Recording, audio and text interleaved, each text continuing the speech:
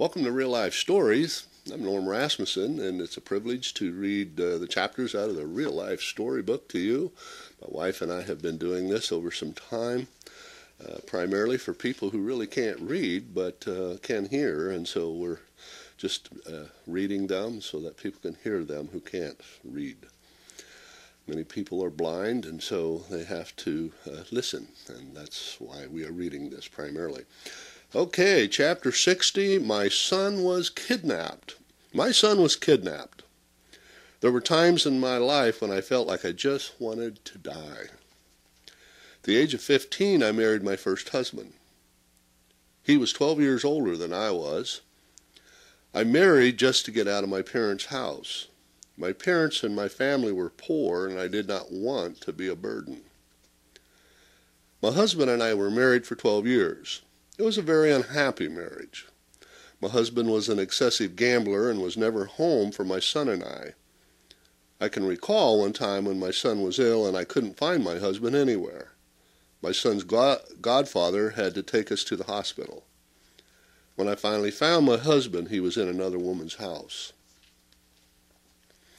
After 12 years of marriage, I got tired of the cheating and gambling. I left California with my son and moved back to Indiana with my family. Months later, my husband came to Indiana to try to get me back, but I told him no. A week later, my son went to the store with my sister and my niece, and my husband kidnapped my son at gunpoint. The police wouldn't do anything about it.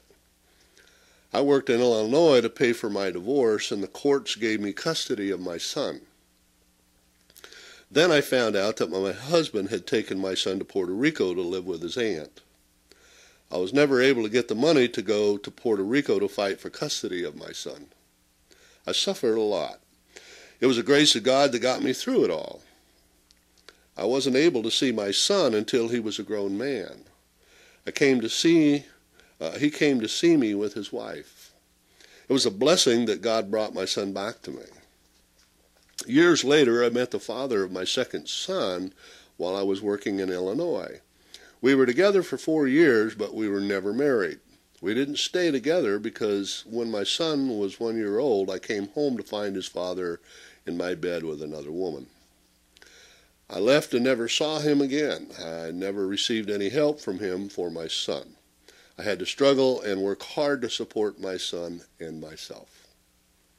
While working cleaning a house, I met my youngest son's father.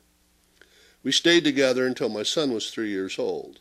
Then we separated because he was an alcoholic and was verbally abusive to me. He gave me child support, but I still struggled to take care of my 2 boys. I don't regret what happened in my life. I just thank God that I was able and in good health to do what I had to do. At that time in my life, I didn't know the Lord like I know him now. I was doing some things that I knew was wrong in God's eyes. As my sons got older, they began to hang out with the wrong people. I felt like they were headed for self-destruction, so I decided to move them away from the trouble. We were living in East Chicago and we moved to Lake Station. In Lake Station, I met my current husband. We went through a lot of ups and downs. First, he was a heavy drinker and was verbally abusive. We separated for a while, but then he changed his life around and we got back together with God's help and a lot of prayer. We were both God-fearing people now. We are both God-fearing people now.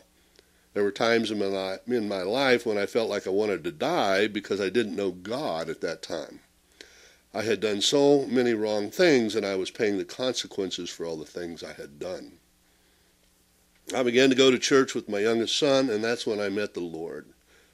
I realized that even though I had done all those things, I met the Lord in a mighty way, and he changed my life completely. If you want to change your life, ask him for forgiveness and to come into your life like I did. This is written by Carmen.